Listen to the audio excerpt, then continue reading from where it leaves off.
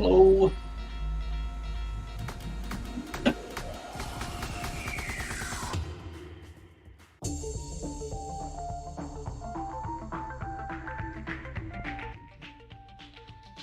How are we all doing? Welcome to the pre-show.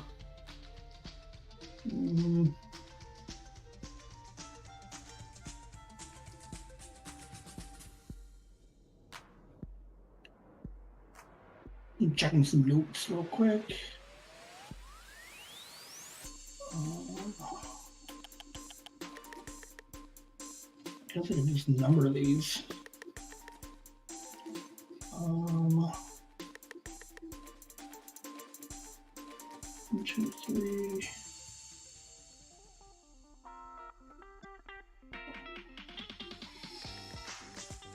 Need a better note-taking system. We got notes like all over the place. 1.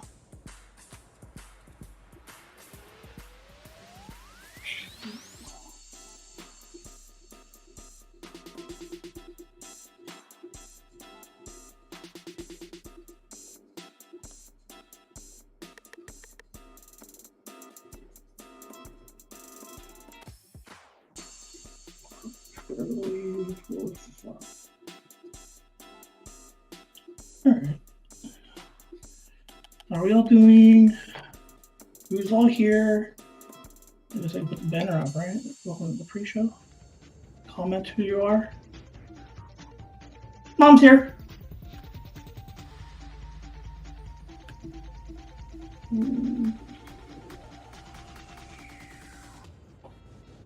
Enter.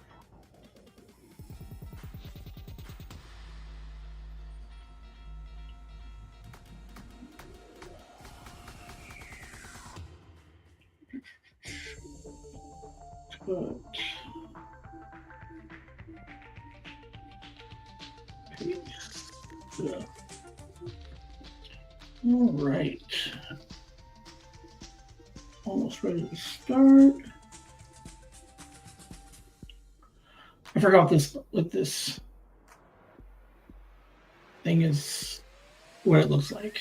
So we're winging it a little bit. Forgot what all my slides were basically.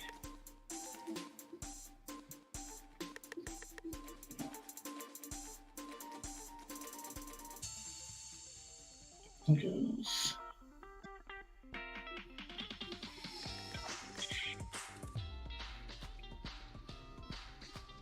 Paste.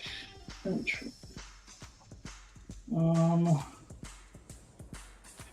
That's what we should actually put.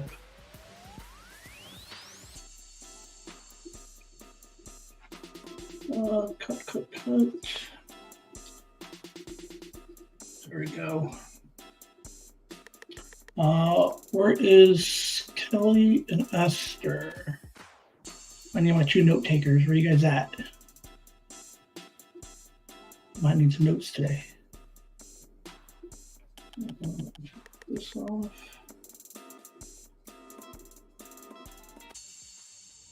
One, 2, 3. Some JJ updates in here.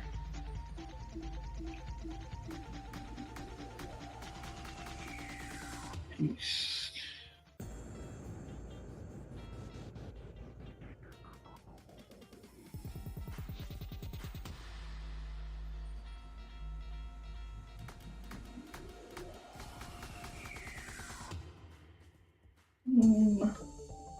All right. And all right. It's not so bad. I can keep notes on my phone. Except for, I think I'm missing a bunch of stuff.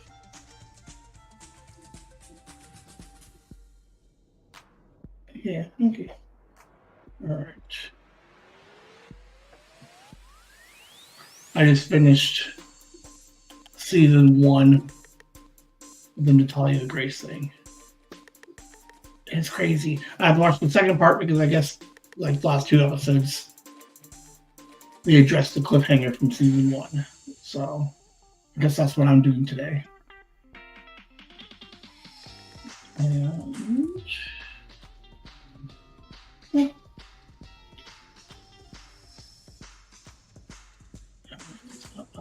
move it up.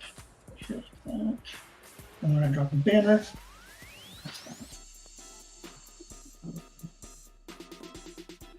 there's the comments.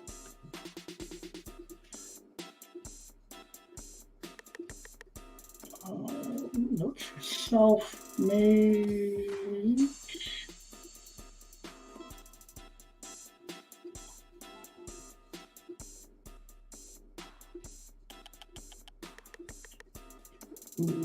Just gonna do it here. Notebooks.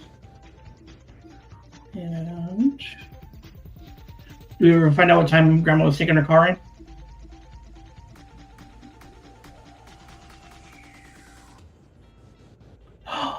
Oh shoot! That's some Mind Pockets. Hold on, I gotta write that down.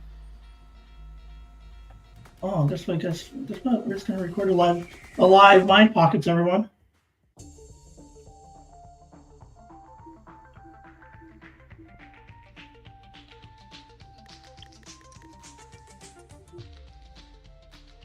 Could we get all the families together and play and have like a game night virtually? Like Nikki and then Sandy and the girls, like Mom and Grandma, and then me, Liam, like Kelly and Sophie and Megan, maybe like have some kind of like weird virtual game type thing. So I'm talking to Mom like this is like the best way for us to communicate. But what if we played a game? All right, think on it.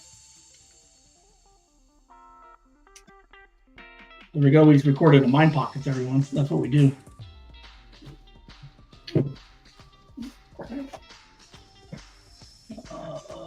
Let's see.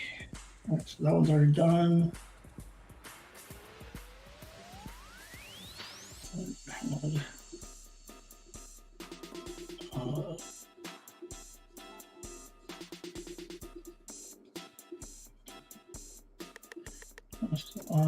New slides. Yeah, okay. 2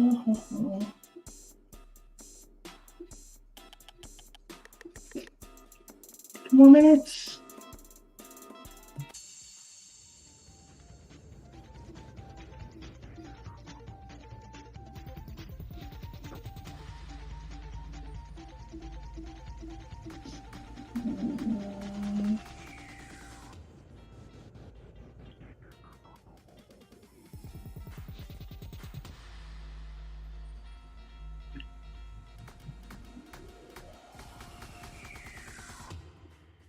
Almost fell asleep. Got home after coming home from Mom's, ate some breakfast, sat down, watched some TV, almost passed out. Had to set an alarm because that would suck. More like I'd wake up at like 5 in the afternoon.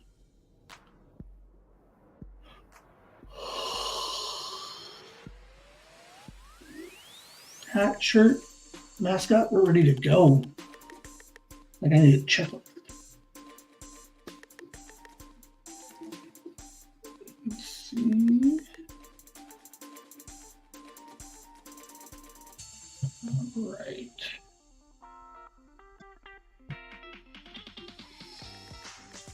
All right, almost ready to start.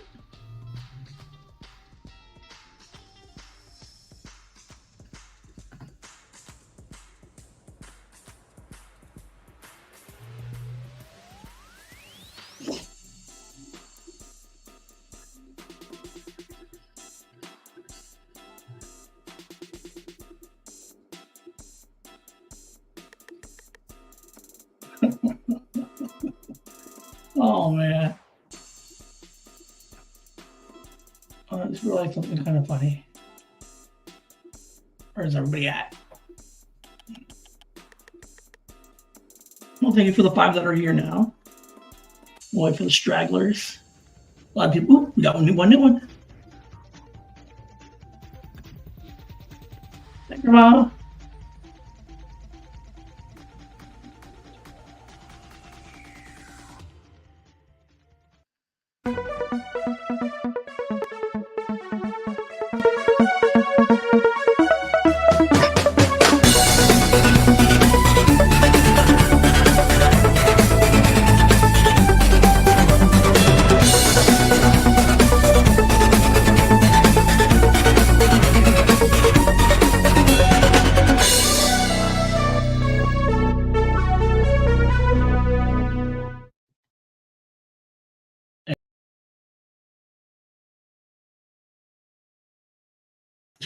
comebacks. There I am. Hello, and welcome to this week's episode of Whimsy Live. I don't like the spacing on. There we go. There we go. I like this one better. How do I make this one? Okay. So with my buttons, gonna have to. I got some slides again. So, how we all doing? So, how did we like last week's show with all the different slides and the notes and some voiceover stuff? Yeah. Let's see. I forgot what the next slide is. I think it's get to know me. So let's do some housekeeping real quick. Let's see. For note takers, we got notebooks. The new notebooks are out. It is the first. They approved on the 31st, so yesterday. So I don't know. I went online and looked, and they look a little bit wonky if you're on Amazon. We had three notebooks originally, the unofficial first edition misprints, and then when I add the new ones back on, hold on a second.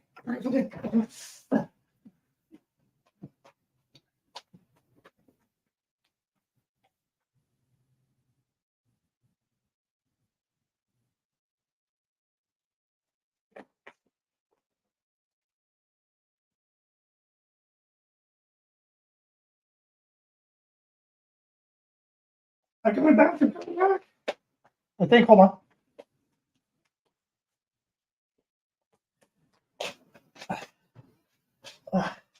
All right, I'm back.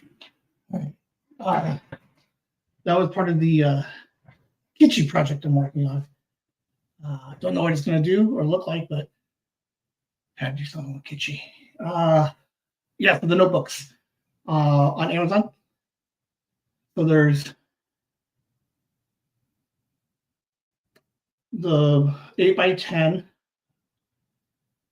the 8x5 are the logo, Saracat, Pix, and Kitschy. So there's, I guess I can just show you guys, huh? Whew, I ran and it freaked me out. Amazon.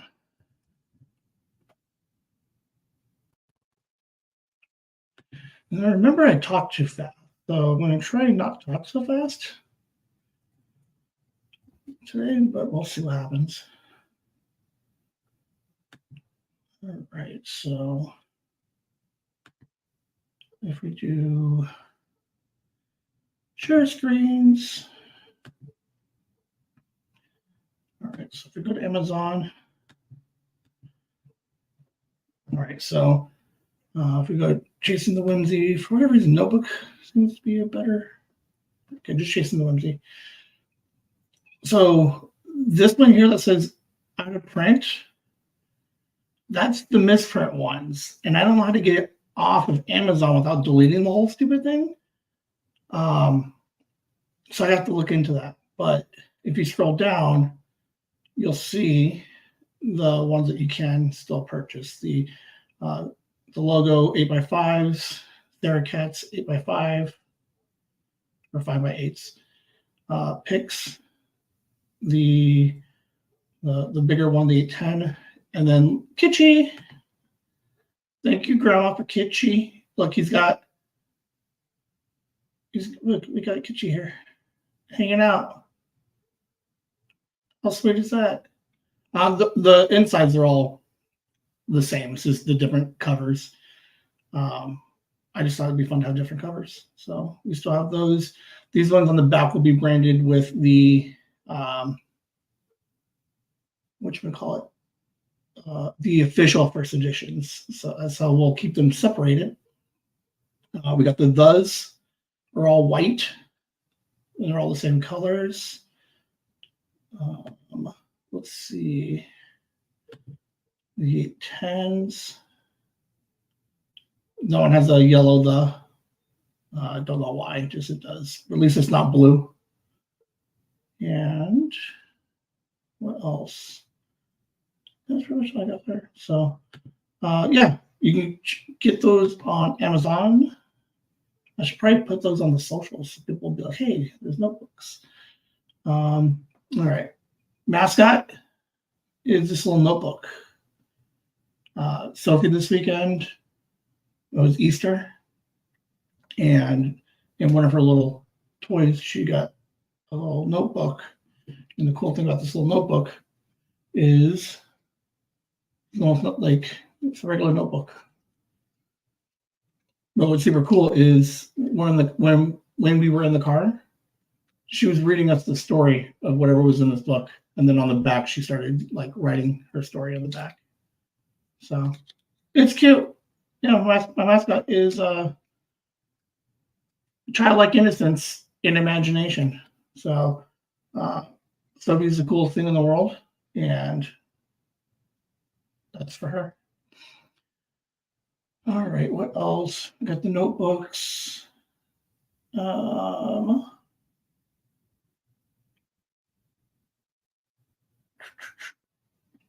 gotta figure out what the next slide is. But anyway, so I'm still thinking about converting these lives into just an audio format, and then that way we can post them in an audio format. So I know, like, sometimes people can't get to YouTube all the time to watch, but could you, like, if you're commuting and driving, like I just took Liam to school today, so that was 3 hours. Could I convert all these into whatchamacallits? Just audios and make like a new podcast, and then you can listen to them longer while you're driving around. So I don't know, still thinking about it. AKA, I would probably do it and then just try to figure out how far back I go. So I think, yeah, I guess that's the problem, is because I think there's like 20 of these things now, like 25 of these things. How cool is that? I've been live streaming. When was my first live stream? So we've done them twice a week. My first one was on, oh my God, have I really been doing this for 3 months? January 20th. So January, February, March, 3 months. Wow. It doesn't seem like that many, but now that I scroll through them, there's a lot here. Well, that's actually super fun. I'm excited about that. 24, and 2 of them that have been privated, so you guys can't see them. Those were the live streams we did with Liam. So we took those ones down because I got in trouble. What else? All right. Well, I think we can just get back to the show.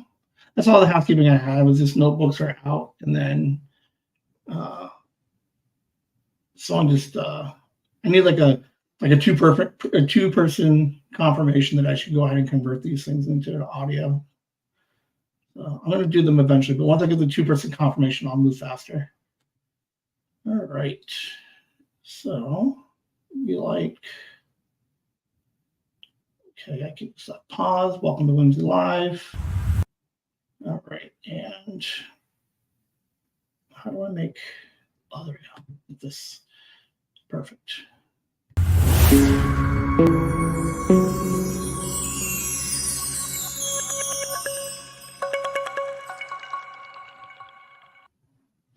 Boom, getting to know me. Note takers. See if I can make that longer. I think it's only like 5 seconds. I think I like to get it to like pause, like on the back half of it, for like 3 more seconds. All right, so this is the second week we started with this new format. So this particular segment here is what have I been doing all week? And sometimes there might be a lot of fun stuff. Sometimes there might not be a lot. Let's see. Monday last week, Tuesday. What was on Tuesday? Like I have the mind pockets for the recorder, but I don't take regular notes. Wednesday was a fun day. I celebrated my 20 years at work. So we had like a little meeting, HR, the CEO hang out. You know, I've been there 20 years. Like, how crazy is that for 20 years? So I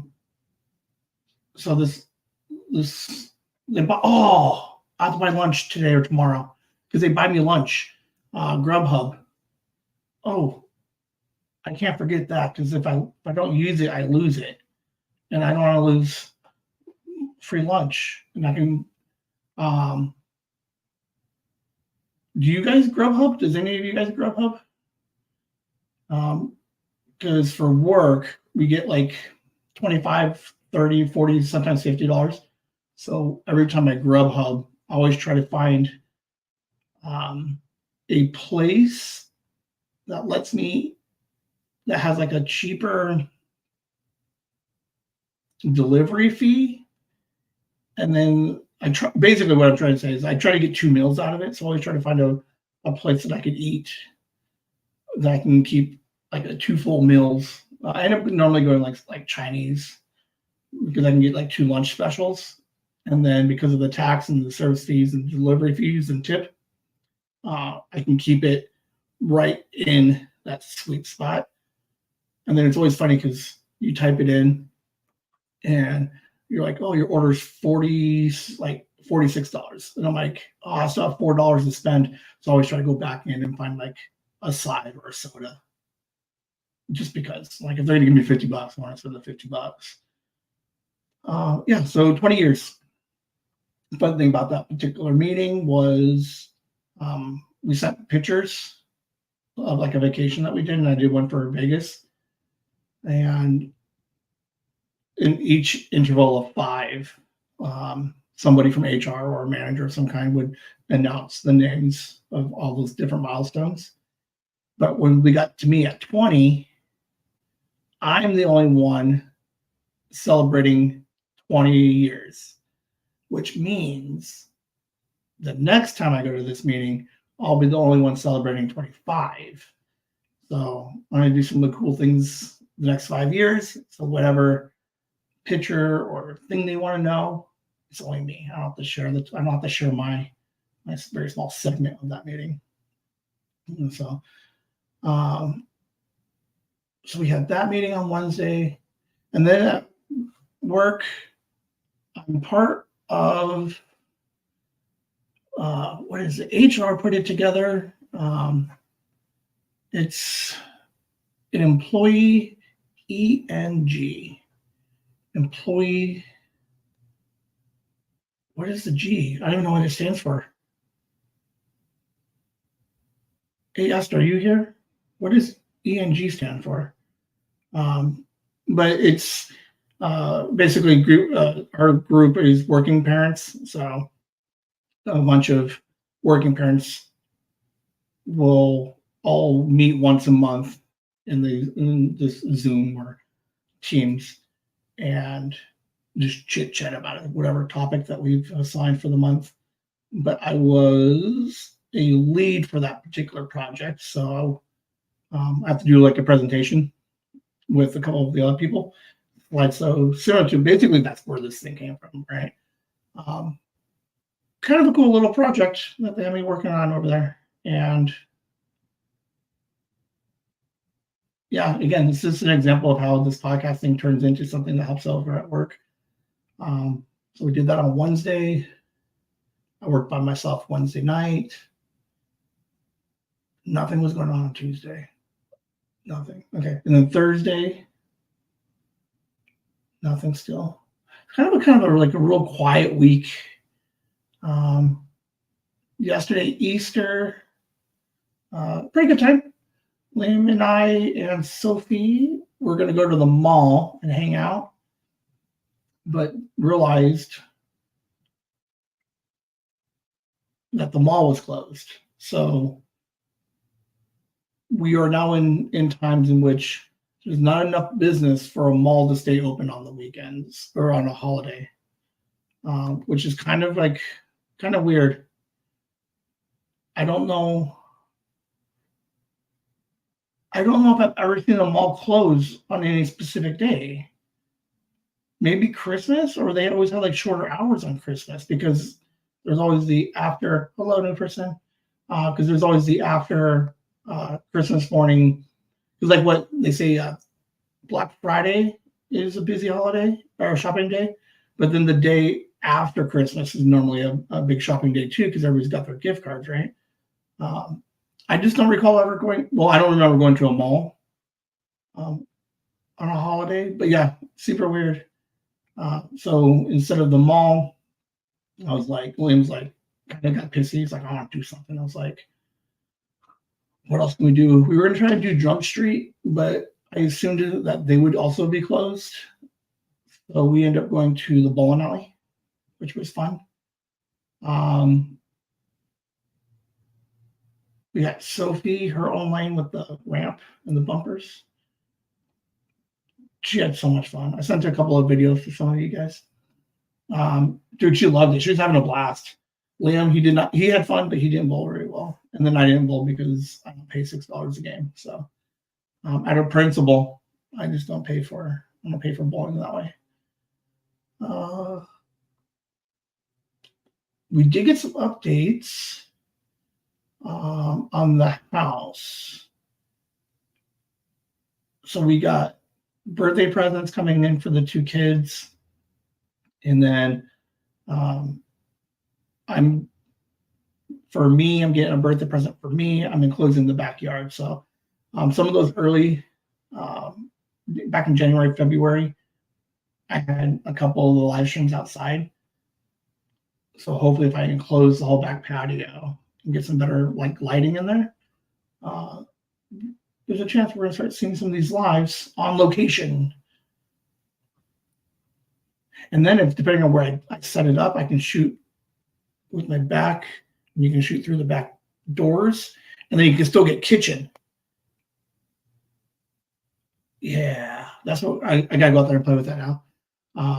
So we got that coming up, and then it should look really cool. We got early birthday presents, Liam and I, for some of the furniture we put together last week. So a huge shout out to the grandmas and Nikki for the early birthday presents. And what else? Yeah, like nothing happens. Like I don't know what I do a lot of stuff. Like I played with the opening intro track a little bit. So cleaning these little presentations up a little bit better. But life-wise, there's not a lot going on. My car's broken. I need a new catalytic converter. So that sucks. That's what was happening. That's Monday. Did I talk about that last Monday? Well, I'm bringing it up again because it sucks. Yeah. Really nothing else really going on. Which is good, I guess, right? Like, no news is good news. So no one wants, like, we'll just blow through this section in a second, but at least this way, at least life's not falling apart yet. So I don't have to worry about, airing out that dirty laundry.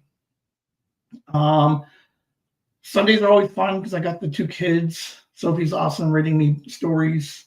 I'm going to try and see if I can get her recorded. I tried to get, because I have the recorder in the car when she was reading us the story.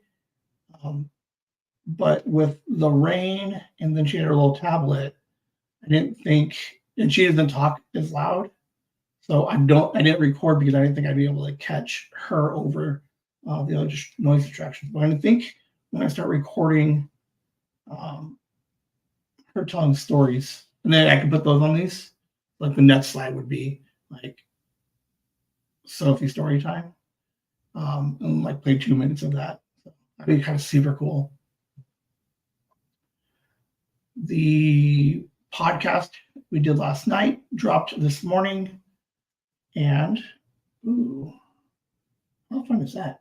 Hold on. I'm done with the want to ask to. Oh, okay.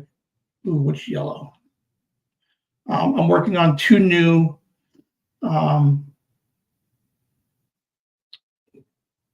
wooden tokens. Like it's super funny because like I stopped pushing them because no one wanted to buy them. I think we're in a better place now where I could probably like organize and have better ways for people to get to the webpage and or like take orders. But whatever. But yeah, I got 2 new ones coming out, and they're super cool. So the lady just texted me, um, Laura, what's her name? Laura from Happy Designs on Etsy. So look her up. Um, what else is going on? I had something for that. Oh, the podcast we did last night. Uh, Fantastic episode by Liam again. Mom's already listened to it. I think Kelly's already listened to it, and huge reviews already for it. The like Liam, it was different. I figured out we should do podcasts at the end of the night, like right before bed, because he's like during in the afternoon, either he's like hungry grumpy, or he's tired grumpy, or like I don't get to go out and do what I want grumpy. But by the end of the night, he's playing games and hanging out, and it's just me and him. So it's just some me and him time. So I think whether he knows it or not, I think he likes that one-on-one dad time. So yeah, last night's episode was all over the place, but it was entertaining nonetheless. So it was fun to kind of get back to just whimsy randomness. I got a new chair. Look at this. Hold on, guys.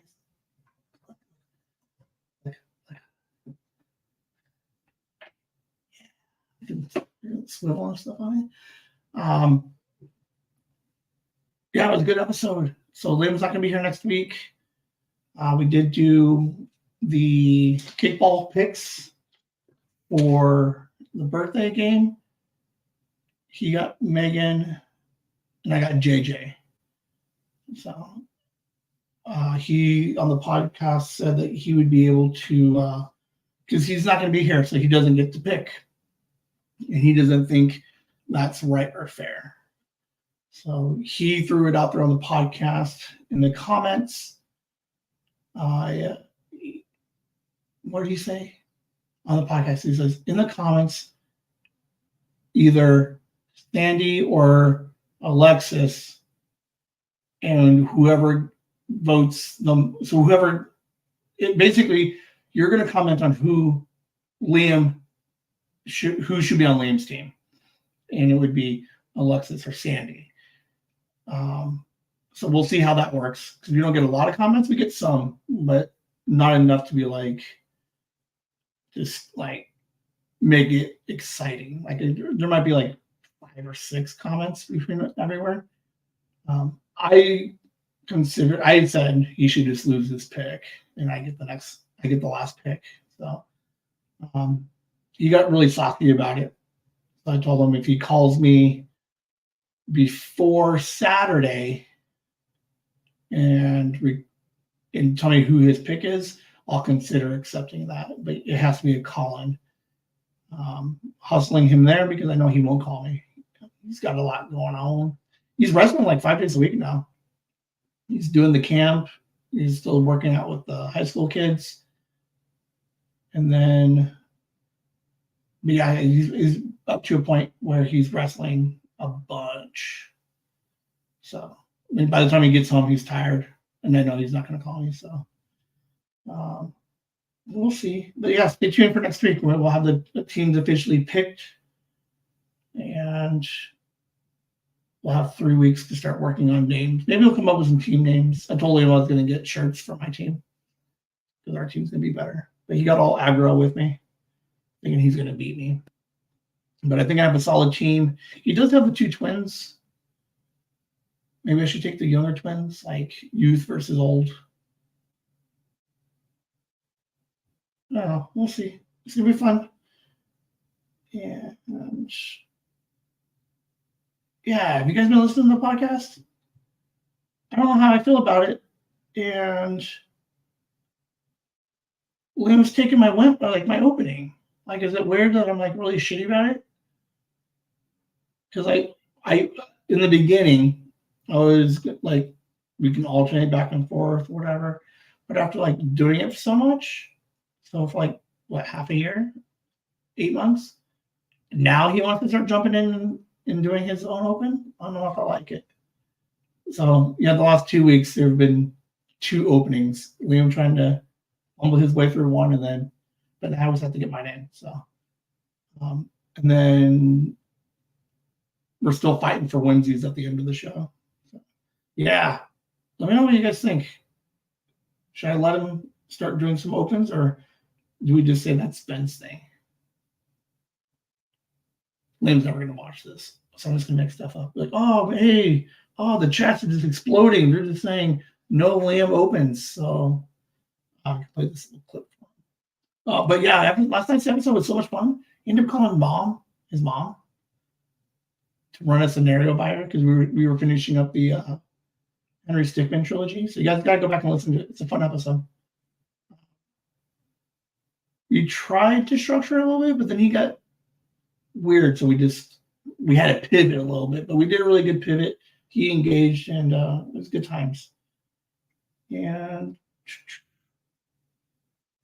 some other cool stuff that happened this week. I don't know how or why, but for whatever reason, some of my emails just start jumping into my junk mail. So normally, if it's in the junk mail, you just trash it, but I go through it and just double check it. JJ's working on some fun stuff. He's doing Taekwondo still. We're a little bit slow moving on the Yellowstone stuff. I think a lot of it's just timing because Taekwondo is like 3 days a week. And then he's just busy sometimes. So, but he sent me an email, and he is looking at writing some fan fiction for Gravity Falls. Last time I saw him a couple weeks ago, he was like, we were talking. He was like, they should bring back Gravity Falls. I said, they probably won't. And he was like, they should. I said, you should write it. He was like, what do you mean? And I was like, just write some fan fiction. And he still had no idea. He didn't realize that you can just, nowadays you can just do whatever you want. What you do with it, you got to be a little bit more careful about. But I'm like, yeah, you can just write whatever story you want, dude. And I said, you pick up the story wherever you want, and you just build and build and build. I said, we can post it somewhere, so we can't publish it or make money off of it. But yeah, it's super interesting to see that I got a random email that says you inspired me, and he gave me the first couple of lines of his Gravity Falls. What did he call it? Gravity Falls Generations? I think Generations. So see if you can continue writing some fan fiction for Gravity Falls. I know other grandmas watched it. It's a cute little cartoon. It's almost 20 years. It's 15 years old now. But they had these little 5-minute shorts. Sometimes so I'm gonna see if I can get him to write a couple of shorts, come up with a scenario or a monster hunt, and have him just write 3 or 4 pages for those. Yellowstone stuff is I definitely think the Yellowstone stuff is gonna it's gonna be great. It's gonna be awesome. We might have to wait until more summerish to work on those.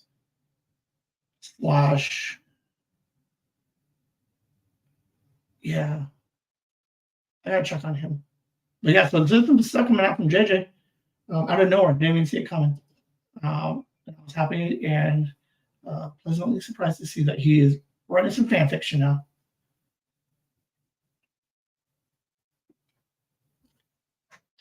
For all you advertisers out there, I got to work on the lighting, but look. Monster.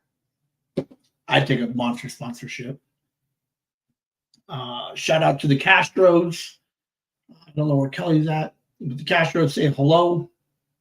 They're just a group, husband-wife couple that visit me at the other job, and they said hello, and they were super excited that I'm still there. It's one of those things where I guess it's not position that you would expect to see somebody to be at for 14 years. So when people come back by, it's always interesting when people are like, "Oh my God, you're still here." I'm like, I got nothing. Yeah, I got nothing else.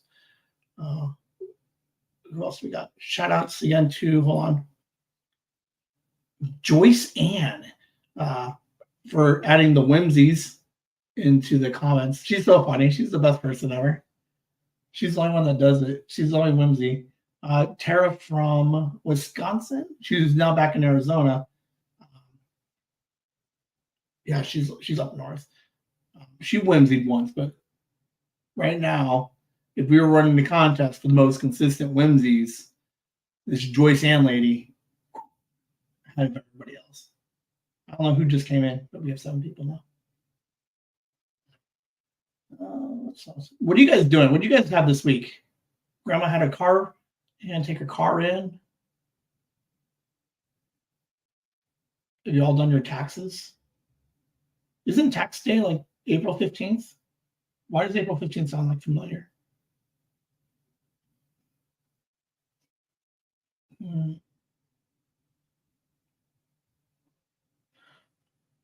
I guess when I say good, I guess we could put like what you guys are doing, like in the pre-show when you guys get here, like, hey, you say good morning and what you're doing. So that way, if 3 of you guys are like working, gardening, I can just like not ask so many questions because I'm just gonna sit here and wait for you guys to reply. Because I know that the comments are a little bit slow, so sometimes I'll ask a question, I'll move on to a topic, and then the answer comes through. So let's give everybody a second. What are we all up to? What did you guys do this week? Easter Sunday, the end of March. Can you believe that we're already done with March? And can you believe that it's 2024? I need some ideas for my birthday. My birthday's on Monday. So what do we do for my birthday show? In 4 weeks. Let's see. We have 8, 15, 22. We got 3 weeks to prepare because 4 weeks from now, birthday. I had a couple of ideas, but I don't know if I want to do them. I was going to do like a retrospective of the Chasing the Whimsy, but I'm like, you guys can just watch the videos. But there is a chance, because it should just obviously be about me. Hello. Look at your past year. Yeah. Well, so here's what I was thinking too, right? Is on the, okay, so the 29th is my birthday. 28th is the Sunday, which we would record the episode for the podcast proper. That episode will be episode 49. So the first one in, that would be fun too. But I think for 50, Liam and I talk about the last year and kind of do like a retrospective of where we're at right now, leading up to the 1 year anniversary. And then I like the idea of the retrospective is because as we get new people finding us, we can give them episode 50 to be like, listen to 50 because Ben and Liam are amazing and their energy is good. And I need to quit touching my hand so hard because I'm moving the camera. And it's like, and then we can point people to 50 to kind of like if it's weird with podcasts, right? And I don't want to. I like the idea. So, all right, here we go. I'll come back to your birthdays. Tell Steve Dave, for example, they are on episode 590s. They're in the 590s. And they've been going for 13 years. So I think there is not a fear. I think there's something scary about trying to find a new podcast that has 500 episodes. So like if other grandma's like, I want to listen to this Tell Steve Dave. And she's like, I'm going to jump in at like 590. like she'll still enjoy it from then on, but is she ever going to go back and catch the first 150, the 190, the first 590s? So we run into this problem, and I don't know what to do yet because I want the number to be big. And that's why I always put the 0 on the episode title, is so that way when we get to 100, I can just easily add a 1 to it, right? The 0 is a placeholder. So does a larger number scare people? Because like we're going to catch our footing in like a year and a half. We're just going to start blowing up, right? And when that happens, are they going to be discouraged from listening because they're like, I'm not going to go back and listen to 200 episodes? But if every 50 episodes we kind of just do a revamp of the last 50, then we can just tell people, you don't have to listen to 200 episodes. You don't really need to listen to 4 to hit all the 50s. The other thing that you could do, and I don't know how that works in podcasts, is call it season 1, season 2. So like at the end of on our anniversary will be season 2, episode 1. I don't know what any of that looks like on like the platforms, because they're still going to be listed like in order. There's no way to separate the seasons, so I'd have to get rid of the hashtag, the £. Oh, someone write that down. Does Liam know the name of a hashtag that's not a hashtag, like the regular tic-tac-toe thing on a phone? Does he know what that is? Do phones have that anymore? Hold on. I'm going to call somebody. Does my phone give me an option? Okay, still there. Yeah, I don't know. I like the idea of like, hey, we're on season 13, but even then, doesn't that get just as scary? Grey's Anatomy is celebrating what, 25th season? 20th season? 20? 25? I know it's a lot. So can new people go in and watch today Grey's Anatomy and still enjoy it? Or can it only be people who've semi-recently watched? I don't know. Okay, so back to the birthday, right? Monday. Joyce, maybe all of your birthdays. I do like that. I was thinking about, I have really bad memories right now. Not memories, but like bad, I can't remember things. So there's only like a handful of birthdays out of the 40 that I can like probably intelligently talk about. I think what am I trying to do, and I'll know by next week for all you guys, is how you doing, Andy? Mom has pictures of me, like school photos. So maybe I can borrow those for half a day, bring them here, and then we just talk. Obviously, we're going to talk about me the whole day, right? But then the mascot will just be like the 12 different pictures of Ben through school. And then I can find some other pictures and we can throw them up here. I do have a scanner, so maybe I can scan them and we just do like okay,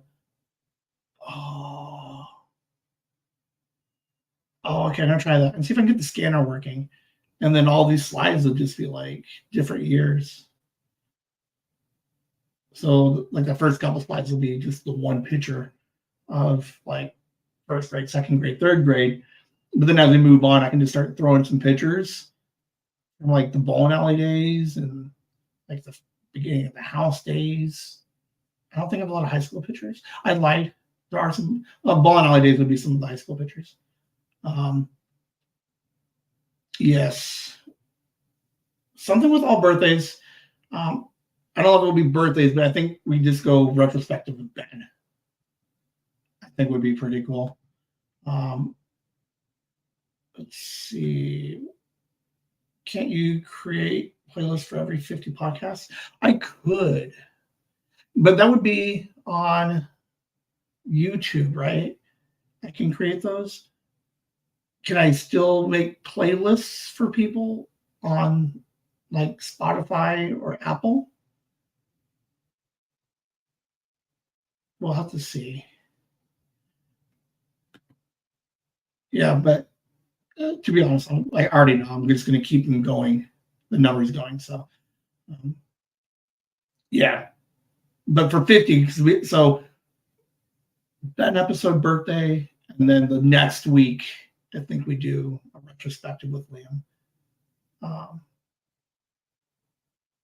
And then after 50,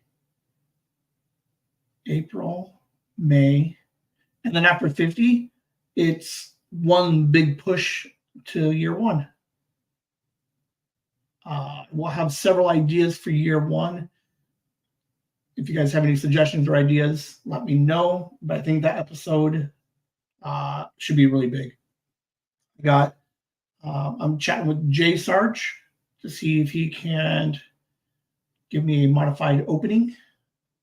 And then I would like opportunities for people to record themselves and send in like 1 year graduations. Let's see. Yeah, the playlist I think would be only for YouTube. No, but I still like it too. Because then it can just be like, hey, go to YouTube and listen to it. And yeah. So yeah, year one's gonna be fun. I started thinking a little bit about it. Obviously, I got the Pix project, and the Pix might have to take a back seat. We might have to push Pix to maybe find a holiday somewhere. Hey, yeah, there's a couple of things. There's a couple of parts that I really, really want certain people on it, but depending on where they're at in May, I might have to push the Pix project forward a little bit. But the art book project is still on, and that will be something else that we're working on. So yeah, think of any ideas for episode 1 year. You have a name yet for it? Yes, we're working with Jay Sarge to get a new opening, and I will be requesting either emails or maybe I can set up a voicemail. I think there's note takers. Secondary phone number with voicemail, and then you guys can start calling and leaving messages, and then we can have a bit where I play different voicemails that people leave. I mean, the radio does that, right? Who is it? There was a guy. I think it was on like 98 KUPD. What was that guy's name? Pratt. What's Pratt's name? Oh, this is like a crazy callback, everybody. Obscure references. Does anybody remember the name of the radio host from like the 80s and 90s? Jim Pratt? 98 KUPD. And then he moved somewhere else. Dave Pratt. I'm surprised I remember Pratt, to be honest with you. Yeah, there was one guy in the afternoons that would play all of the voicemails that he took over the weekend. And then like I did that bit. Let's see what else. What are you guys up to? What have you guys been up to? A couple people got in here a little bit late, but welcome anyway. I'm going to say I know Esther was up to something, but that's the next bit. I'll bring that up. All right. We'll give it a second. I don't want to move on too fast. Yeah, just hanging out. A lot of stuff going on, but not a lot of stuff. It's weird. Because like by midweek, I was like, oh my God, I don't have any Mind Pockets. Like I have 3. But by like Thursday, I had like 3 extras. So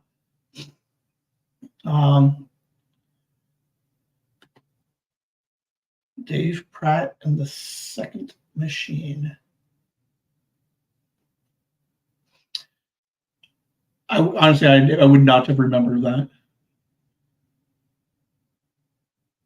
Bonus points for anybody who tells me what radio station he moved to after KUPD. And he's at the doctor's appointment. Like, sorry, doctor, you made me wait for an hour. You can wait 20 minutes until we get done with this next bit. What else? All right.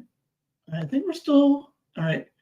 Note taker. I know I need a note take on this one, on this next slide.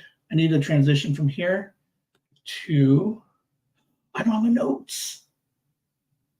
I knew I felt like something was missing. And this thing. So yeah, check out this, guys. How fun is this? Oh, that one's a better view. I like that view better. Like this one and this one. Like, because I like to look at myself, right? So I'm like, hey. And then every once in a while, like, boom. Oh, that's how the YouTubers do it. How fun is that? We need a historian so they can be like, this is on April Fool's Day. Ben finally figures out how to put his little picture in the bottom corner. That is so cool. Oh, I don't have my notes. So what was interesting is the running gag in Peanuts, right, is Charlie Brown runs to kick the football, right? And then Lucy always moves the ball, right? Like a bitch. She just moves it because she's mean. But what was interesting, and I forget why I found this. I don't know if it was an anniversary or just like a hey, just remember. The original gag never started off with her being mean. The original one was like, I'm not going to read it. I can't read. And I know you guys barely see it, but here's the original where Charlie Brown's like, hey, hold this. And then she's like, I don't think this is such a good idea. And she moves it on him. And then she's like, I was afraid your shoes might be dirty, Charlie Brown. I don't want anyone with dirty shoes kicking my new football. So that was technically the original origin of the football gag. Now, I didn't go deep dives on this. Like, I'm just giving you some tidbits. So we need a transition from get to know me into this little random nugget of info, right? Kind of like last week's cues. So I need a name for this one, right? Pocket lint, because pocket lint is ooh, that's a good one, guys. If you guys can't think of anything better than pocket lint, we're going with pocket lint. So I didn't go deep dive on these things, but it's fun to kind of go down some nostalgia lane. Now, there was Lucy, and then who was the other little girl? His sister? What was her sister's name? Oh man, I had notes. I promise I did, and I totally forgot them because I fell down a rabbit hole watching this documentary that we're going to talk about in a minute. There was Lucy and let's see, Peanuts characters. You got Lucy, Sally. Wasn't Sally? Violet. So I think this one is Violet. I think Violet pulled it on him too. A year before Lucy did. So the one just before this one, this was an original one. So technically, Violet was the first one to pull the football. And he'll kick my hand. I just know he will. And then she's like, I can't go through with it. And she moves her hand. He kicks, misses it. You didn't kick the ball, Charlie Brown. Why didn't you kick it? So fun stuff, man. Now we get to, it was like 2 years later from the Lucy one, the previous slide, to here, in which she does it because she's mean. And you can see her down here on the bottom right, second to last panel, where she's laughing at him. So I just thought it was kind of fun. I found it was like, oh, I need a little bit like my cues. And I need some pocket lint. It works. We're keeping it. Do we have any favorite Peanut moments that we can recall? And look, I can go back here. And I'm back here.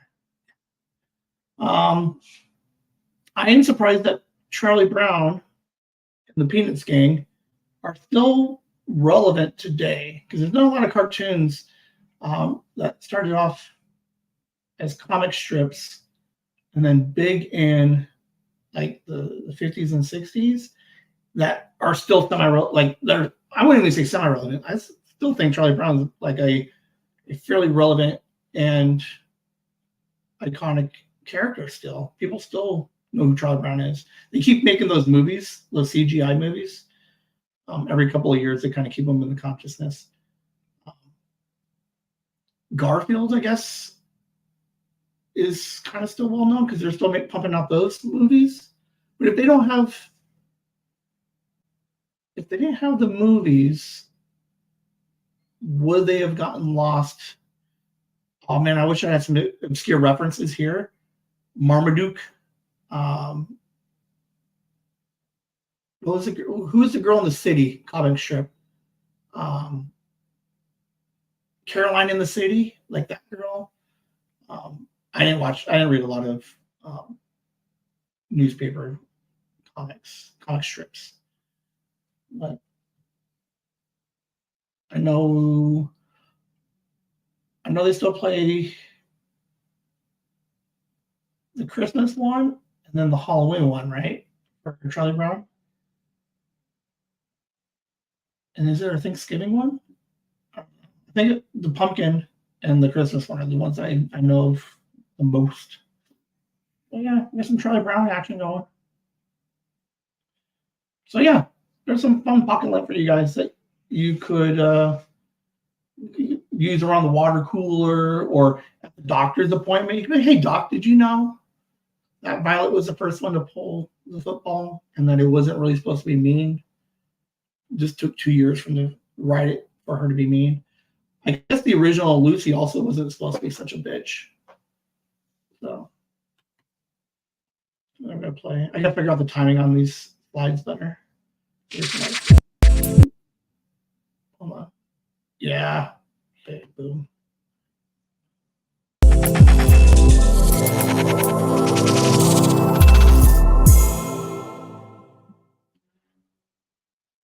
What's in the pocket watch? Farside Comics, we're gonna go back a little bit because I told you, I'm like always 30 seconds fast. Farside was a good one. Family Circus I always watched because those were super like tiny. Hold on, guys. I did this in the pre-show, and we're gonna do another one right now. I'm gonna do a live Mind Pockets for you guys. Check this out. Ready? Hold on. Another pocket lint idea. Go deep dive on the Peanuts characters and the like the psychological condition that they each represent, and see if and maybe do a quiz. But each one kind of represents a different mental state or issue. All right, figure out the wording on that better. Boom. You guys just witnessed a live Mind Pockets. So you're going to hear that on next Saturday. So, but yeah, I think that would be pretty cool too. I worked with a guy named Juan, and there was a comic that had the cavemen. And I saw it on Family Guy. I don't know if it was real or not, but it was the caveman, and they were talking, and he's like, his name was Juan. And then the last panel was basically it takes Juan to know Juan, and I just thought that was fucking hilarious. That's my favorite thing: dumb puns and play on words. All right, the pocket watch. What are we watching? That's what we'll do. I'll start early and ask you what you're watching, so that way, as I talk about what I'm watching, you guys can fill it in. That's what I did on Monday night. I watched all 8 episodes of Three Body Problem on Netflix. It was good, but it drastically changed after episode 3. There was this sci-fi based off of a, I guess, popular math problem of like you can't predict the what is it? Newton's laws are so Newton the 3 rules the 3 laws that Newton came up with can be used to predict actions of everything in the universe, right? Like if you hit something, it will what is it? Something in motion stays in motion unless whatever, it's whatever it is. But then the problem happens is that there's a third body. The examples they used were like Earth and the sun, and then how like because of that distance and everything else, like you can predict certain things because it's never going to change. But then when you bring in a third factor, a third body, then it throws everything out of whack. So you say it's an unsolvable problem. It plays on that a little bit in the first 3 episodes. It's definitely going to be on the sci-fi side. And then after that, like the first 3 episodes, it kind of jumps into this weirder show. Do you guys remember Contact with Jodie Foster from 90? I'm pointing out the fences here. Jodie Foster, Contact 95. Let's see how close I am. Jodie. Contact 97. I got some real Contact vibes from 3 Body Plan or 3 Body Problem. It was entertaining. It had its thrills and excitement, but definitely left it on a huge cliffhanger. So I just crushed it all on Monday and just powered through that. Good acting. I don't know. I'm not going to rewatch it again, to be honest with you guys. It's enjoyable. So if you're looking for something to watch, hit it up. What else are we watching? I just watched Tracker. Episode 6. I mean, I don't know. I still have experience about Tracker. Mom, do you like Tracker still? Like, I'll watch it. I don't love it. I get real MacGyver vibes to it. Like, just the problem of the week. I think I have problems where my main character doesn't see enough conflict. He's too good at everything. Because that guy is, you're still hanging. Yeah, it's a hanging one. Like they need to get to the dad died brother arc that they've been building up to. It's literally every episode, so 6 episodes. It's literally 2 lines, throwaway lines from nobody, from like a couple of the side characters. They're just 2 random throwaway lines that say, oh yeah, Coulter has a problem with his family. And it's like, yeah, we definitely need to, like,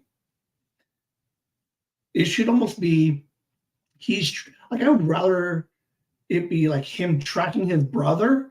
And then as he's tracking his brother, he finds these jobs to keep, gas in the tank to do more stuff. But it's always like his sole job is just tracking people. and then just avoiding that. He has like brother issues. They should go more towards I'm tracking my brother, and then on the side I'll track other people of the week, because there's definitely not. It's slow.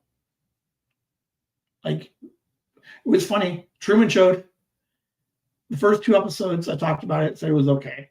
And then I had the analogy of him being like Superman, and the problem that I don't like is because he's too overpowered and it's no longer fun. Like, the excitement's gone. But since then, every episode he's getting bashed on the head or tied up.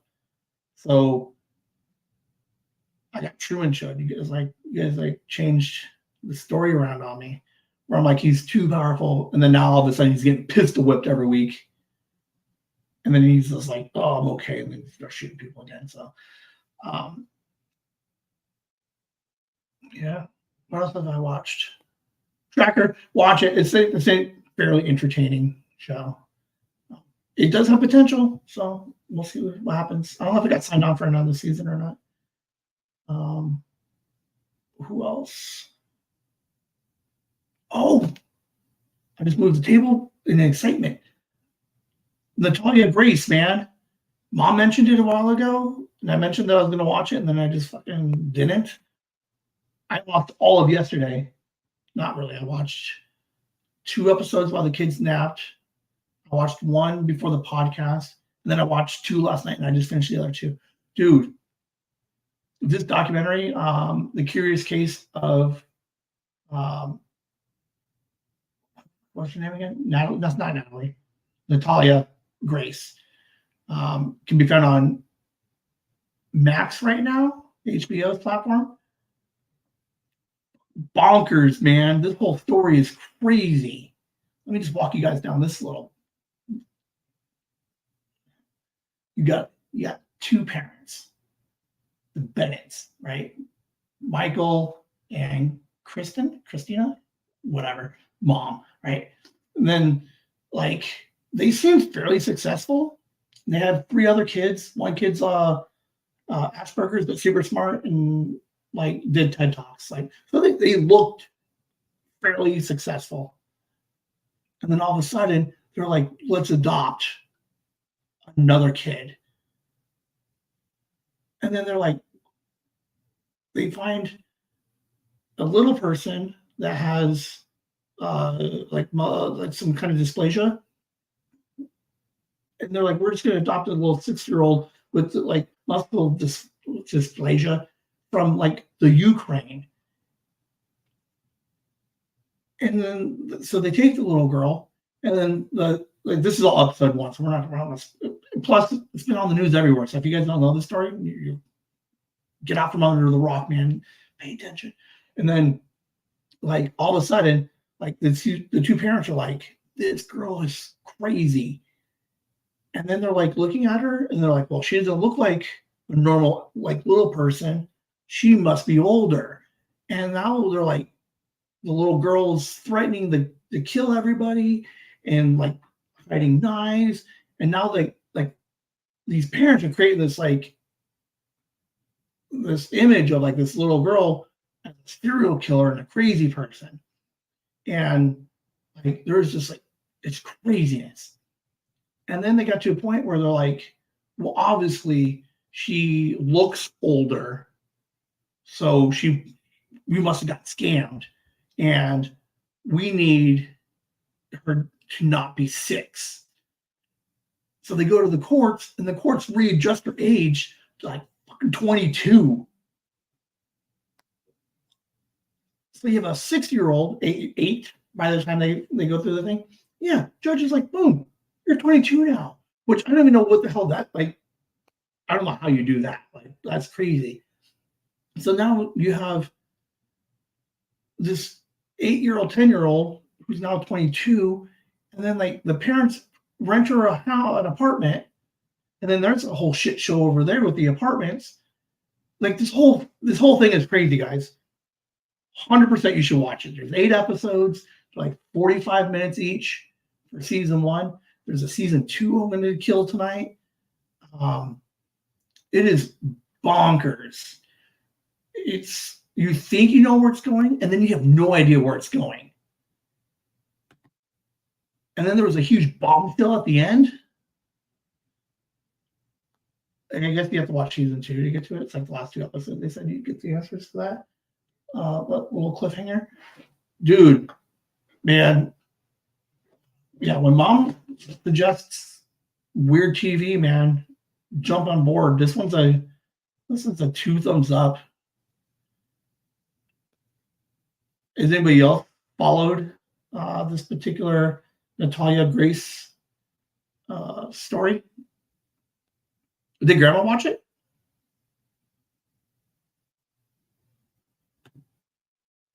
Yeah. It's bonkers, man, because like they write it in a way, they tell the story in a way where you're like, okay, maybe this little girl is crazy, right?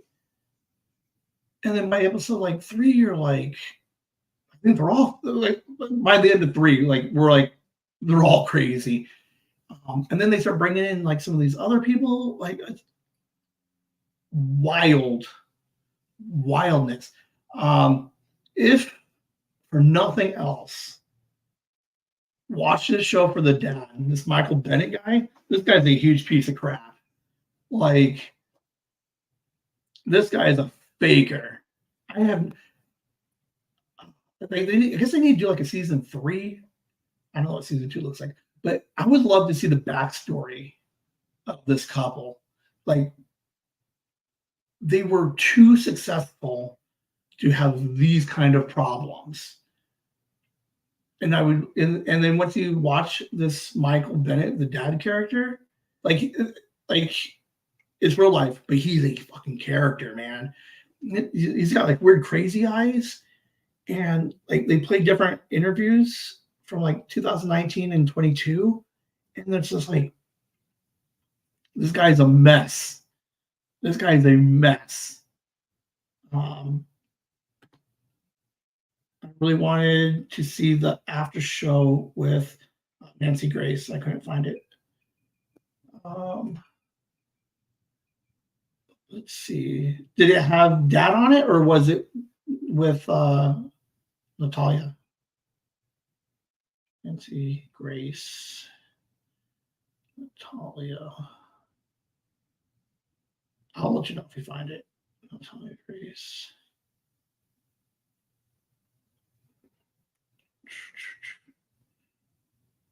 Crime Feed season 1, episode 13. Inside. That was 2 weeks ago, and this one goes back a while. No, it was all about okay. Nancy Grace, where are you at?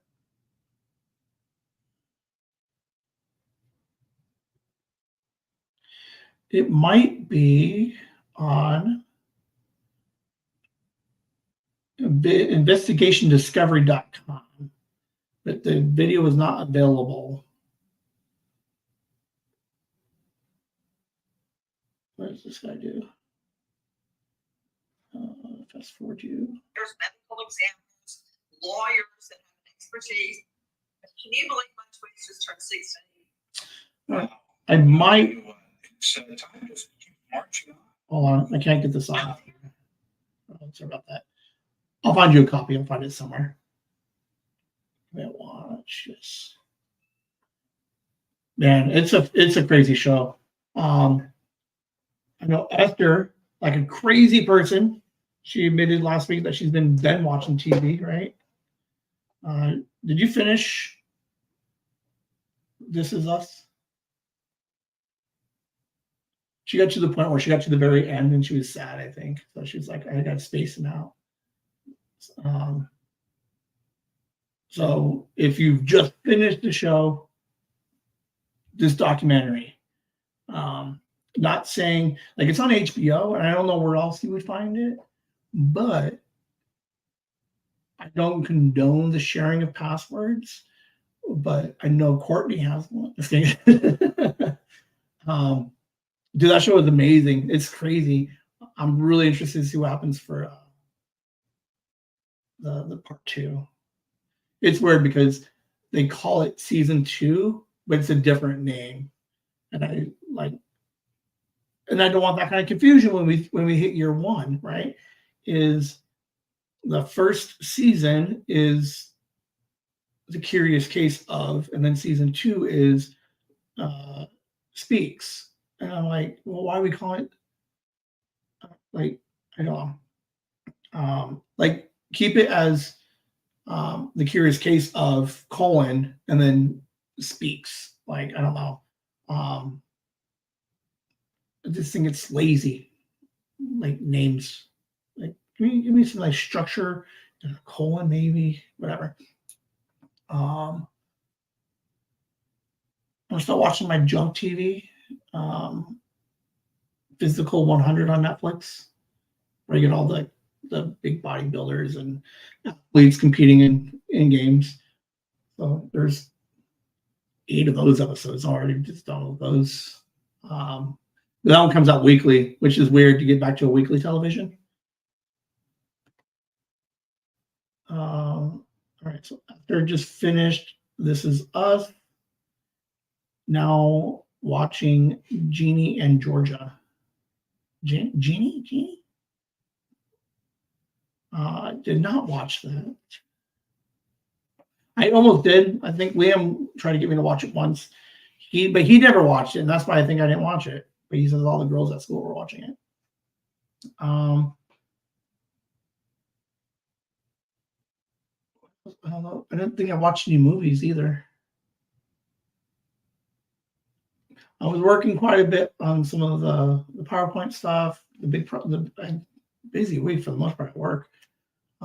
So this was a lower TV count or like than normal. What else?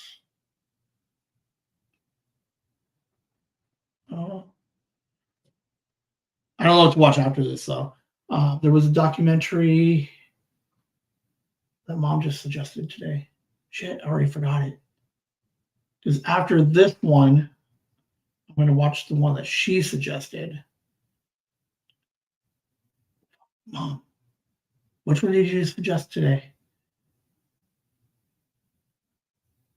God, I need to carry like two recorders around, like one Mind Pockets and one just for like.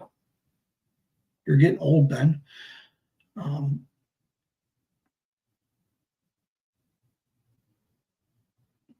just realized the time. Yes. Quiet on Set. The kids behind the scenes. That one's 4-parter. I'm gonna kill that one. So I'm gonna do that one. Definitely next. I can do that one. I can listen to that one while driving around. Like I can do that. Yeah, I just realized the time, man. I'm only halfway through the show. Not really, but I think. Oh, keep going. What else are you guys watching? Because I'm gonna. Okay, hold on. Okay, get my pauses ready. All right, so we're gonna do this screen play. So we talked a couple of weeks ago about like remakes and reboots. Are you guys aware? Like, I know Sandy was pissed off and she didn't want to hear it, but Winnie the Pooh went to the public domain, which means that it's fair game to do whatever you want with it, with that particular piece of IP. So you got this director here who announced his intentions to expand the horror franchise by creating more horror-based content around your childhood classics. So Winnie the Pooh, like he just puts it up on Front Street. Oh man, I spelled Winnie wrong on my text. So you got Winnie the Pooh, Blood and Honey. So it's just a campy slasher movie with Winnie the Pooh. So what gets even better though is he mentions like basically what he's doing, he's going to create this whole like, I don't know what the name of the universe is. I think they're going to call it the Poohiverse. And you know, you're like, oh, what other kind of childhood? Boom, he's going to do Bambi. Like, we're gonna have a horror Bambi movie. I put the notes on this one. Yeah, Bambi's gonna run around and has a hunger for flesh, and is gonna go on a murderous rampage. I don't know what that looks like, but I will watch it because I'm curious to see what they do with Bambi. It is crazy to think, like this whole idea, this whole concept of putting this universe together. We just take all these beloved childhood stories and characters and then murder them up. So you got Bambi coming, and then you got who else? Peter Pan. I'll also give credit to Screen Rant, just because I copy pasted most of the stuff here. Peter Pan. We know the classic Peter Pan story, right? Boy lives in Neverland, never grows up, and they're going to murder him up a little bit, like Nightmare Peter Pan. There is going to be a Tinkerbell version in this particular movie. I don't know what they're going to do with it. They haven't really announced it yet. Yeah, but Peter Pan's running around just kidding. It's like normally it's like, hey, here's some dust, right? Fly with me and come to Neverland. And then the kid's like, no, I don't think I should. He's like, you're coming with me, and he just takes you. And like if you play nice, you go to the good Neverland. If you don't play nice, you go to like Nightmare Land. I'm excited for it. I know that I don't think anybody like mom and grandma probably won't watch most of these. I don't think they watch like campy horror. But we're gonna get some like creepy Pinocchio. That's a creepy picture. There's a story already done, kind of like with this one, but what was it? I haven't watched the original Pinocchio in years, but I believe it was fairly dark and sinister on certain aspects of that movie, right? Here's a fun fact for everybody, and because Liam will never listen to this. Liam goes to Disney on Ice, and there's a bit where you have Pinocchio, and then you have the gigantic fucking whale, and whale's eating people. Liam lost his mind, walked out. He's like, I cannot handle this. There's a whale eating people on the ice, and straight up walked out of the show. I have a couple of stories like that where Liam walked out of movies, but this one, he walked out of Peter Pan on Ice. That's how soft my kid is. So listen to this week's episode. You can see how soft he is. We've got Pinocchio coming. I think that is the second Winnie the Pooh movie, Blood and Honey, is coming out this year. And then what he's going to start working on, this particular director, is he wants to basically get everybody together. Sleeping Beauty, the Mad Hatter, the Talking Cricket, Tinkerbell, and get some Eeyore in there maybe. I think the second one, the second movie, is going to have a Tigger in there. But yeah, from there on, after the second one, he wants to create this like multiverse, like this, similar to like how Marvel did it with the Avengers. So I think that's what we got for the Pocket Watch. But that's something to keep an eye out for. Look at some of these horror movies. I have not watched Blood and Honey. I will. There was a Mickey Mouse one that they did last year because like all of Disney expired. So all the Disney stuff is no longer copyrighted. So like I think it was more Mickey than Steamboat Willie. But I know there's a Mickey Mouse horror film that's out there. It came out, I think, 22 or 23. You could expect to see this come up again on the Halloween episode. I'll see if Liam and Megan want to watch whatever number of these are out, and we can kind of go deep dive on what we think of classic children horror tales and who we should bring into it, like Lady and the Tramp, right?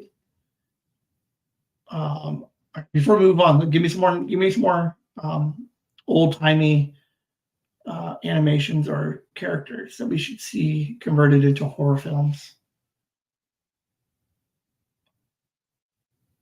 101 Dalmatians. I guess, I mean, they kind of did with Cruella, where she was kind of the bad guy, but she was actually technically a good guy. I'm a hound dog. Fox and the Hound. So you get two hillbillies, one fox, one hound, and they like to. Basically, that's all Blood and Honey is about. I think it's, again, I have to watch it. I don't think it's a pig running around killing people, or Winnie the Pooh. So a bear. I don't think it's a bear running around killing anybody. I think it's a guy who wears like a Pooh mask. So I guess we could do the same thing with Fox and the Hound. I'm waiting for Mom to comment on my I'm a hound dog, because that was her favorite part of that movie.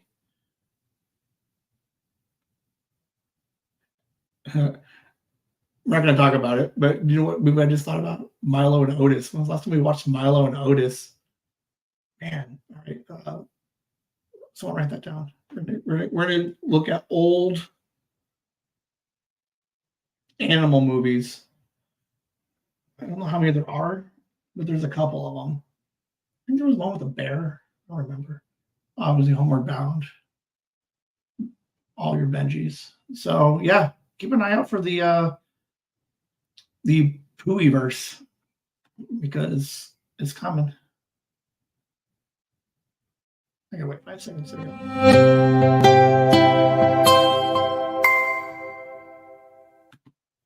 Remember, go into the comments, hit the thumbs up. How many thumbs up do we have for this episode already?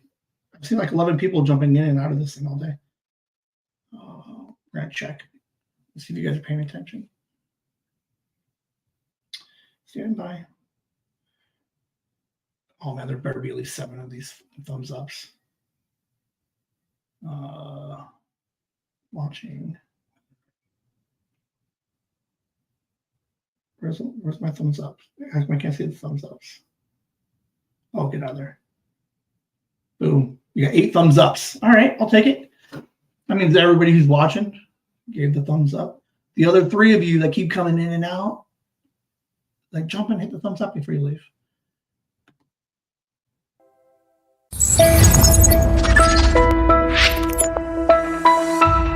Boom. Rabbit hole discussion. I put it on the text and then all the socials. Nothing crazy like last week. We don't have to spend too much time, but we'll go. Tip culture.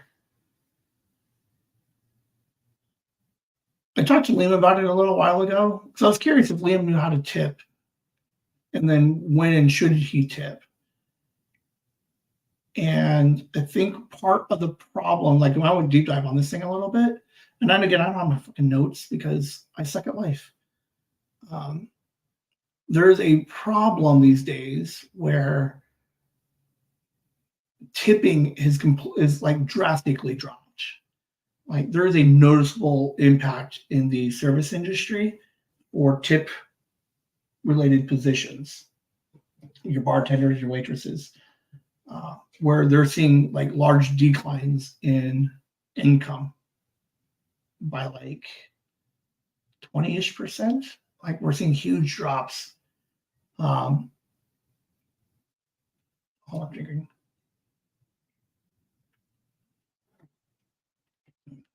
So some of the discussion right now is,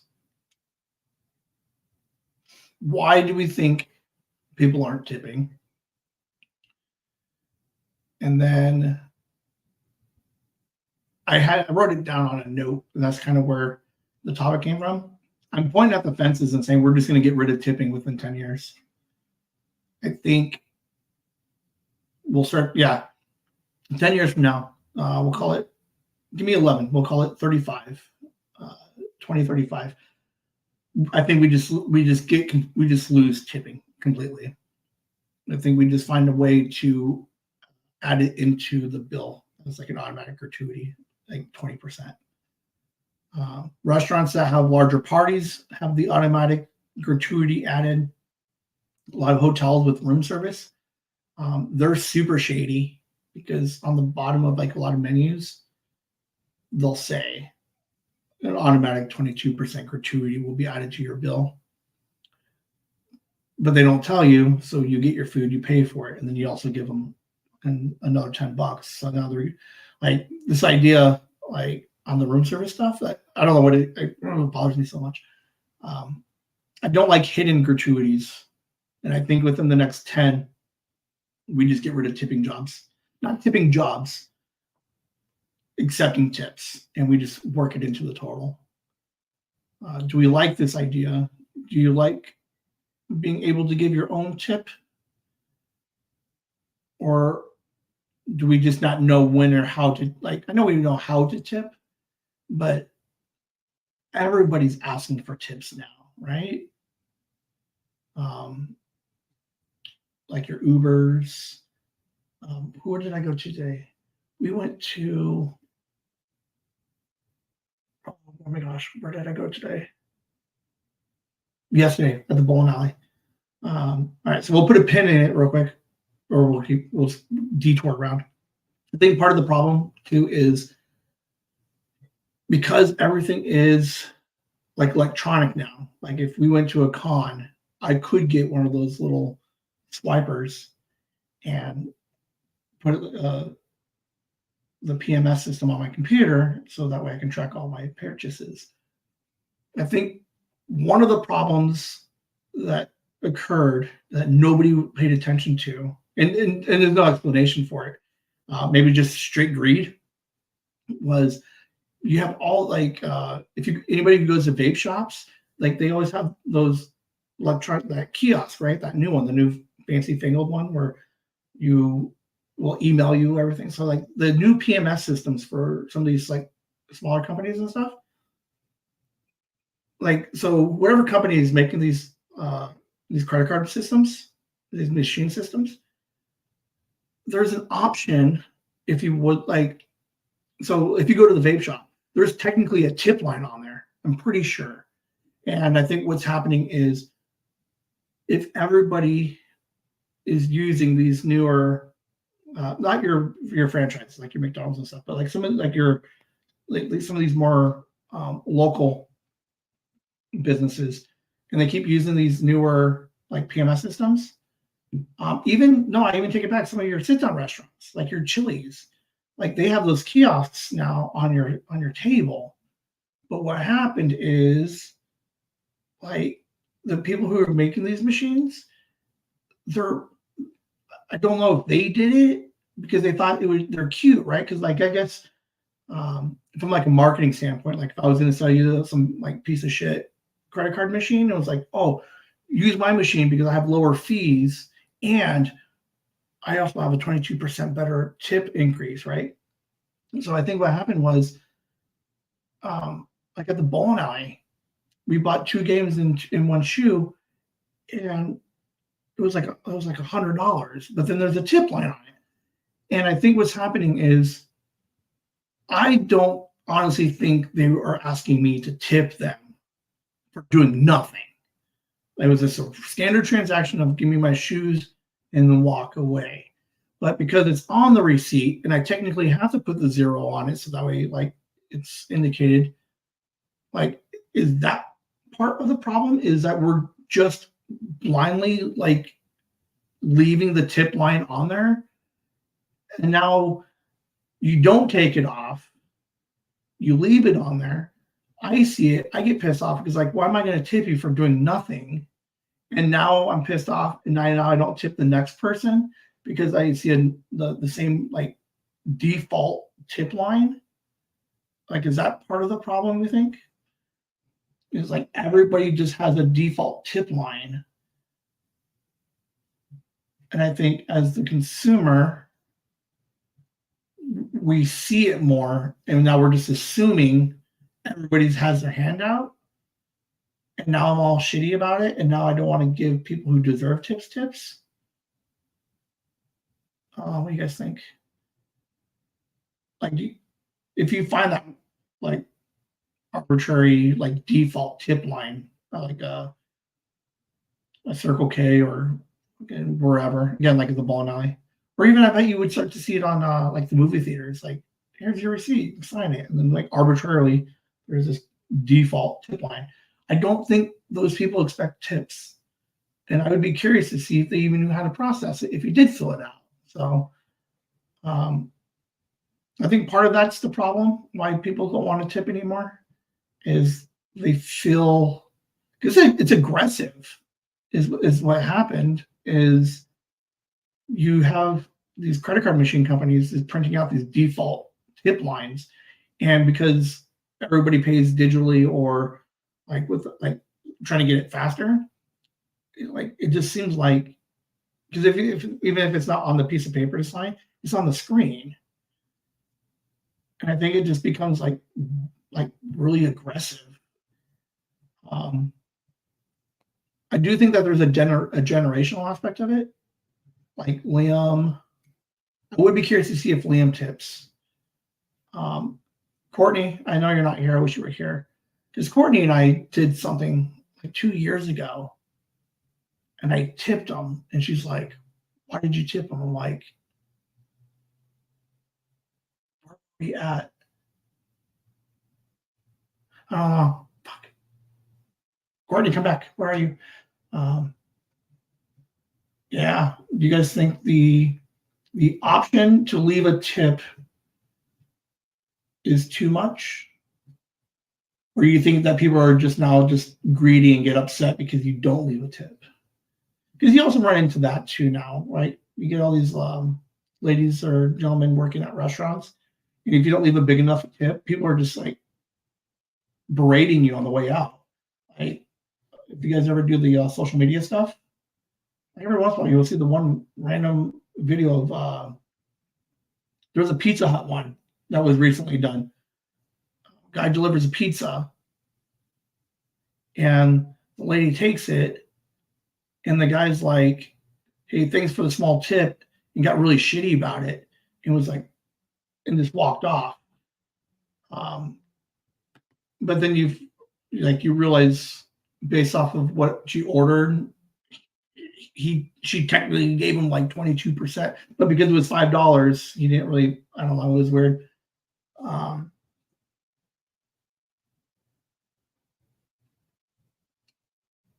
Lots of places are raising minimum wage for tip jobs to help offset this. But then that just opens up a whole other problem is if you're not tipping, then the establishment needs to pay their staff more money, right? Because if I work at a bar or a Chili's and I'm like, hey, no one's tipping anymore, and they're like, well, it's your fault. Maybe you're not doing enough. I'm like, no, there's a certain percentage of people that are tipping less or just not at all. Yeah, if you went to Chili's and you sat at the bar and you ordered just 2 drinks, like, do you tip? And I would be curious if Liam would tip. Because all they did was they just brought him two drinks. Like, how much would he tip for 2 random drinks waiting for somebody? I think, yeah, so you get to a point where Chili's has to now pay me more to help offset to make me happy so I don't leave, right? And now Chili's needs to increase pricing to offset labor costs. We went to McDonald's yesterday. $4.29 for a large fry. Are you effing kidding me? They have a deal, 20 nuggets for $5.99. And his large fry costs more than 20 chicken nuggets. Are we like, this is what happens, man? Is we keep increasing, like California just passed a FAST Act law. Or no, is it FAST? I think it's called the FAST Act or something, right? It's minimum wage in the food industry now moved to $20 in California. You can work at a McDonald's minimum wage in California for $20. And like on the surface, it seems like it's, yes, a good idea. But now McDonald's can't afford to pay everybody $20 an hour. So how does a McDonald's save money if labor costs are too high? You lay people off. So now people are upset because they're like, oh, these fast food places, they're just pissed off that minimum wage went up. And now to retaliate, they're firing people. And it's like, no, it's a business, right? Like for a business to make money, you need to cover food costs, labor costs, and like wherever, like rent, power, and electric, right? So if like it's getting crazy out there, and we've already seen it in food, in fast food, even like here in Arizona, across the boards, food costs are up like 5.5%. There was a meme going around for a while last month where some guy was freaking out that it was $4 for a hash brown at McDonald's. Like that's where we're at right now. Now I'm not here to fucking fix anything because I don't know. Like I haven't thought about that. But there's an awareness I think that's important that like it looks good that minimum wage has gone up, but the long-term ramifications of that is higher food costs. And then now we're just going to bitch that everything costs so much. I don't know. It's weird. I'm not saying tipping would fix it. I think it's just it's all part of the same problem. Let's see. We got 12 minutes. Do you guys tip for hotels? Who do you tip for at hotels? Because Liam doesn't. Because I left a tip for housekeeping, and he's like, "Why'd you do that?" Because like there's this mentality, right? And I think that's part of the generational aspect I was talking about. Is I'm not going to tip housekeeping because that's what she's paid to do. And I'm like, yes, but she also made sure your room was clean before you got here. And she's going to make sure that the next person's room is clean before they get there. So, like, the tip is like a gesture, right? Like a thanks for the great work. So if your room was clean, like, because if you don't tip, then housekeeping is like, look at, like, to be fair, they don't expect it. But like, if you're not nice to them, maybe they don't change maybe you get dirty sheets. Like, I don't know, maybe they retaliate against you. Bellman, you guys tip Bellman? What's the going rate per bag if you have a Bellman? I think it's like $2 a bag. I could be wrong. I think it's $2 a bag. So if you go with your family, you give them 10 bags, you should probably tip that guy like $20, 15, $20. I think I've always been a pretty generous tipper. But I think I get some of I don't know where it came from. Like exactly. Okay, I think I do. So like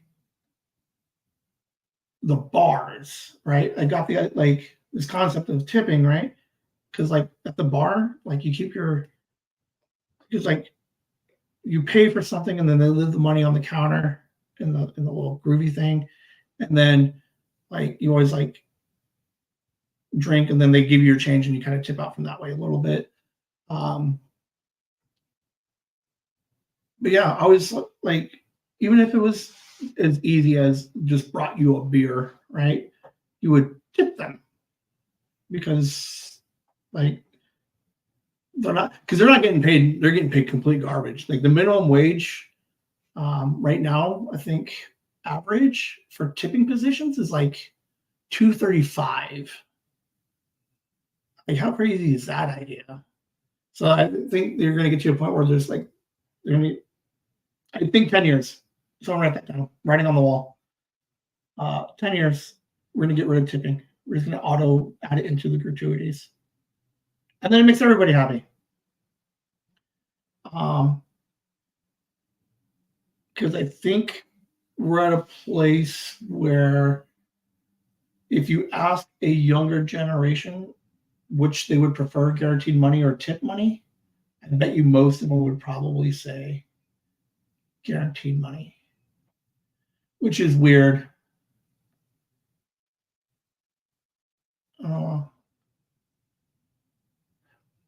But then the only way to fix that is again they're gonna have to raise. It's a dirty mess. Those of you with kids, after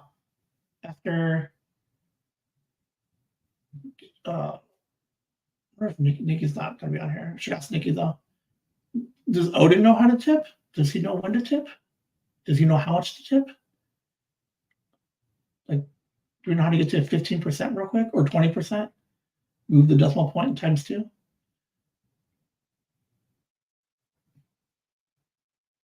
I'll wait for you. I noticed how people are working.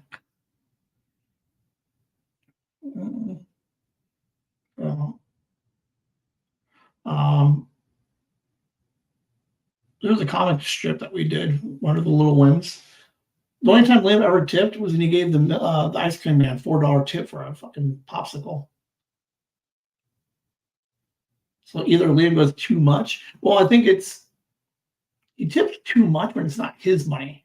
But if it's his money, I don't know if he would tip as much. I don't know. It's weird because I don't think anybody sat me down and was like, here's how you tip. You kind of just like as a kid, I guess like generationally, I was more like we were more observant to certain things, I suppose. Like now everybody's on their phone or on a tablet or something else, right? So as I'm paying the bill, Liam's not paying attention to me because he's on his phone. Whereas like I was bored out of my mind playing with a fucking fork and a spoon or whatever, but at least I was like I don't know, maybe I was paying more attention, maybe I wasn't. Yeah, I should ask Liam.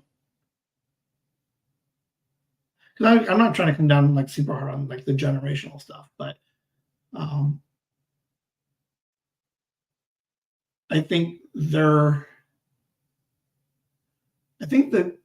everybody's tipping less, but I think the reasons why are different. I think the younger just aren't familiar with that particular social norm, and then the older people are just like, because there is a now because like again I don't have my notes because I suck. Most reasons why people aren't tipping, like the top 3 are I just can't afford it. Like it's to a point now with like inflation and everything and just coming out of COVID and people still recovering from everything. Like some people aren't tipping just because they just can't afford a bigger tip, which is understandable. But as we progress forward 10 years, I would hope that times get better. Like maybe something like 2015 years again. But yeah, as we get like better, Liam starts making money. Does he know that he should tip? Or if he's just gonna be like, no, like, because his excuse won't be, I can't afford to tip. His is gonna be more like, I would assume on the shittier side of like, it wasn't as good as I wanted it to be. I think he has a basic concept, and yes, he has cool. And to be fair, he had too. Oh yeah, boys do that. Like, yo, hey, wrong side. He's like, hey, this is my girl. Look how cool I am. I'm chipping 25%. I've done that before. How dumb is that? Like, where does that, ladies, where does that guy go? The guy who was to show off, who would just throw money at people. He's like, hey, look how cool I am. I have money. Yeah. No, you guys want your. I don't have to do that anymore. You guys want to start paying for stuff. You guys want to be equals. And I fully support it. You may leave half of the tip. Yeah, I just think it's interesting. I fell down that rabbit hole just looking at it because, again, it triggers everything. Like minimum wage in California, the rising prices of fast food. Like I can't believe, and like Liam gives me a hard time about it because I'm like, man, I'm not poor, but I'm like, I just don't want to spend $5 for fucking French fries, man. Like Pringles, like it's even like Walmart's now. Pringles used to be 99 cents a fucking container, man. Like the tube used to be 99 cents. The generic Lay's ones are $2.49 a fucking bottle of a thing now. Like, and it's not all big tipping, but like there's shit's happening, man. I mean, things are getting better, man, but things are still hard. Some things are just all over the place. I don't get it. I don't like it. No, it's not got for you guys. Thanks for hanging out. Hey, look at that. That was a 2 hour, and I didn't have to like fake anything structurally. I got there. That's all I got for you guys. Arbitrarily, I'm going to wait for the next 2 minutes. Make sure you guys give a thumbs up, and then if you watched any of the podcast or listen to it, make sure you hit the thumbs up there too. And then just in case you were like, oh, I don't see any thumbs on any of the other platforms, the heart then. So just hit the heart. So not directed at any one person. You're like, well, he said to hit the thumbs. I don't see any thumbs, so I guess I did all my thumbs. Thumbs are the hearts. Hit all those. Comment on all of them. Whimsy, give me some feedback about what you guys want to hear. I hope somebody was taking notes. I know I don't see Kelly hanging out, so she'll go back and re-listen. So she'll take some notes. Esther sometimes takes notes. So I got 2 note takers. Between the 2 of you, remind me what the fuck I talked about today. That's all I got for you guys. Thanks for hanging out, and we'll talk to you later. All right, have a good night. Bye. Whimsy. Takes forever to hit the button.